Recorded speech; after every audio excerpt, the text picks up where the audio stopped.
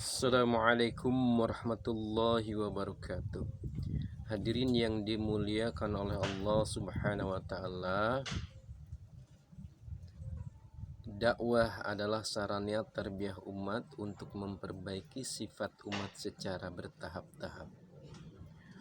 Dakwah ini apabila dilakukan dengan sebaik-baiknya, maka akan memberikan dampak positif kepada orang yang berdakwah tersebut, dan dengan izin Allah Subhanahu wa taala akan menjadi asbab hidayah kepada orang lain.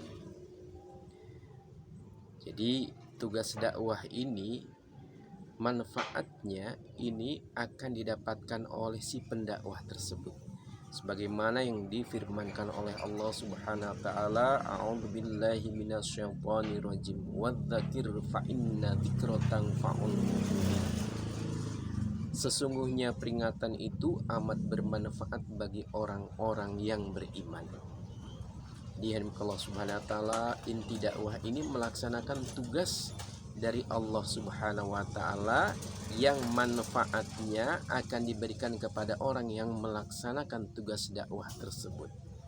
Tentu dakwah yang di sini adalah dakwah yang tidak meminta apapun, tidak mengharap apapun kecuali melaksanakan tugas yang dikehendaki oleh Allah Subhanahu wa taala, melaksanakan tugas yang diperintahkan oleh Allah Subhanahu wa taala untuk mengharapkan ridho dari Allah Subhanahu wa taala. Maka hilangkanlah keinginan-keinginan yang lain dalam melaksanakan usaha dakwah. Keinginan untuk mendapatkan harta, dunia, tahta, jabatan, tetapi hanya dalam rangka melaksanakan tugas sebagai umat Nabi Muhammad SAW, sebagaimana yang diperintahkan oleh Allah, dengan hanya mengharapkan keridhaan dari Allah Subhanahu wa taala.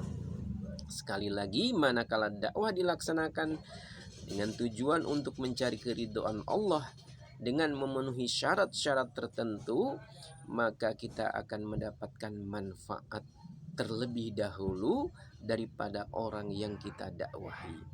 Jadi intinya bukan untuk menjadikan orang baik, itu hanya efek daripada usaha dakwah kita.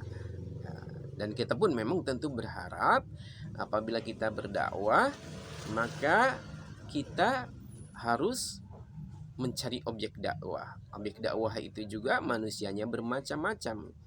Maka cara dakwah kepada orang penguasa itu bagaimana caranya?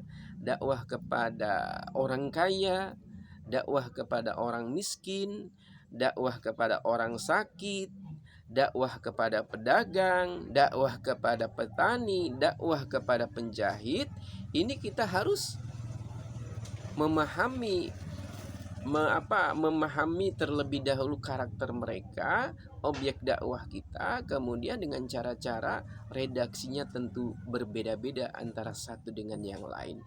Jangan sampai kita berdakwah kemudian kepada orang kaya tetapi berbicara tentang masalah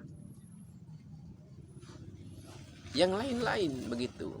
Berdakwah kepada orang miskin itu juga seperti itu kan. Berdakwah kepada pedagang, kita sampaikan ada nabi juga berdagang, tetapi dia juga melaksanakan tugas sebagai pendakwah, melaksanakan tugas sebagai seorang hamba yang baik. Bagaimana dakwah kepada seorang penguasa, berikan contoh-contoh bahwa Nabi Sulaiman ini berkuasa, tentaranya, rakyatnya terdiri dari manusia, jin, tetapi dia tidak pernah melupakan Allah dan dia tidak pernah melupakan untuk datang kepada umat untuk mendakwah, untuk berdakwah. Juga kepada orang-orang pedagang, juga kepada pelaut dan sebagainya. Ini redaksi pembicaraan kita ini harus disesuaikan dengan keadaan objek dakwah kita. Dan paling pokok adalah Allah Subhanahu wa taala, dakwah itu intinya mengajak kepada orang yang kita dakwahi untuk mentauhidkan Allah dan mengajak kepada orang untuk menghambakan diri kepada Allah. Adapun redaksi yang lain-lainnya itu disesuaikan dengan keadaan objek dakwah kita sendiri, objek dakwah itu sendiri. Mudah-mudahan Allah senantiasa membimbing kita untuk senantiasa berusaha melanjutkan perjuangan Rasulullah Sallallahu Alaihi Wasallam. Dai yang terbesar adalah Nabi Muhammad Sallallahu Alaihi Wasallam, dan setelah itu adalah para sahabat radhiyallahu anhum ajma'in. Nah, apabila kita mau mengikuti mau berdakwah, maka pelajari cara dakwah para nabi, para sahabat. Itu kita pelajari dengan sesungguhnya, dengan sebaik-baiknya, sehingga dakwah kita ini akan mendapatkan nilai di sisi Allah Subhanahu wa taala. Seandainya kita sudah berdakwah dengan memenuhi syarat-syarat yang sudah ditentukan ke orang, tidak mau juga untuk melaksanakan atau mengamalkan apa yang kita dakwahkan, ya kita serahkan kepada Allah. Sebab hak untuk memberikan hidayah bukan hak kita. Kita ini hanya sekedar melaksanakan tugas sebagai seorang dai. Kemudian adapun diberikan hidayah atau tidaknya kepada orang kita dakwahi, itu adalah bukan hak kita. Subhanallah wa bihamdihi, subhanakallahumma wa bihamdika, asyhadu alla ilaha anta, astaghfiruka wa atubu ilaik.